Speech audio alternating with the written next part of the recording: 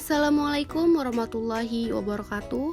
Perkenalkan, nama saya Nurul Alia dengan NIM 0505203024. Di video kali ini saya akan menjelaskan materi yang berjudul Puncak Kejayaan Peradaban Islam, di mana pada masa ini ada 3 tokoh yang memimpin, yaitu Al-Mansur, Harun Ar-Rasyid, dan Al-Ma'mun.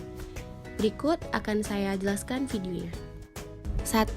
Kehidupan keagamaan. Pada masa puncak kejayaan agama Islam, kehidupan keagamaan berjalan aman antar agama Islam dan agama lainnya. Kemajuan ilmu pengetahuan dan peradaban Islam ini, khususnya kemajuan dalam bidang ilmu agama, tidak lepas dari peran serta para ulama dan pemerintah yang memberi dukungan kuat, baik dukungan moral, material, dan finansial. Khalifah Abu Ja'far Al-Mansur memiliki nama lengkap Abu Ja'far Abdu Allah ibnu Muhammad Al-Mansur. Dia merupakan khalifah kedua Bani Abbasiyah yang memimpin tahun 709 sampai 813 Masehi. Al-Mansur adalah adik dari khalifah pertama yang telah membangun Bani Abbasiyah, yakni Khalifah Abu Al-Abbas Al-Saffah. Abu Ja'far Al-Mansur dikenal pula sebagai khalifah yang berpikiran maju, pemberani, dan rapi dalam pemerintahan. Jalur pemerintahan diatur dengan sangat rapi, mulai dari daerah desa hingga ke tingkat pusat teratur dan terarah dengan baik. Khalifah Harun Ar-Rasyid merupakan seorang pemimpin yang peduli menjaga dan melestarikan syariat atau hukum-hukum Allah dengan sebaik-baiknya. Adapun mengenai sholatnya, sholat sunnah 100 rakaat biasa ia kerjakan setiap harinya hingga wafat, kecuali jika ia sedang menderita sakit. Harun Ar-Rasyid adalah khalifah kelima dari kekhalifahan Abbasiyah dan memerintah antara tahun 786 Masehi hingga 803 Masehi. Beberapa usaha Khalifah Harun Ar-Rasyid dalam kemajuan ilmu pengetahuan dan peradaban Islam antara lain adalah mengangkat wazir, menjaga keamanan dan ketertiban negara, mengembangkan berbagai ilmu pengetahuan, serta meningkatkan kesejahteraan rakyat. Pada masa pemerintahan Al-Ma'mun, Baghdad mulai menjadi pusat kebudayaan dan ilmu pengetahuan.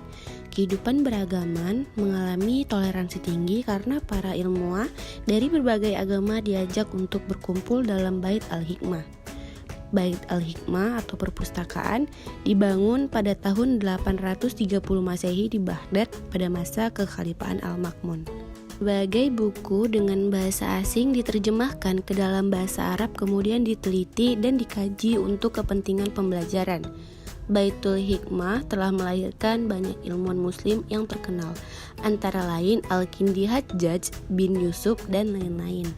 Kedua, kehidupan sosial kemasyarakatan. Pada masa puncak kejayaan Islam, khususnya pada masa kekhalifahan Abbasiyah oleh 3 pemimpin besar, kehidupan sosial masyarakat berjalan makmur dan jaya. Berikut beberapa penjelasan singkatnya dari Al-Mansur. Kehidupan sosial masyarakat baik di desa hingga tingkat pusat diatur dengan sedemikian rupa dan teratur.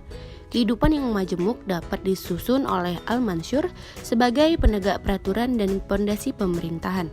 Singkatnya, kehidupan sosial masyarakat pada masa kekhalifahan Al-Mansur sudah sangat baik. Kehidupan sosial kemasyarakatan pada masa Harun Ar-Rasyid. Hidup mewah sebagaimana digambarkan dalam cerita 1001 Malam. Sudah sejarah peradaban Islam 23 memasuki masyarakat.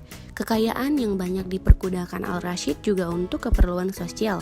Rumah sakit didirikan, pendidikan dokter dipentingkan, dan farmasi dibangun. Diceritakan bahwa Baghdad mempunyai 800 dokter. Ketika Khalifah Harun Ar-Rasyid memimpin, sekolah dasar atau kutab berkurikulum utamanya dipusatkan pada Quran sebagai bacaan utama para siswa, dan diajari keterampilan baca tulis dengan rujukan dari syair-syair Arab tempo dulu. Hampir seluruh kurikulum yang diaplikasikan pada masa itu adalah metode menghafal yang sangat dipentingkan.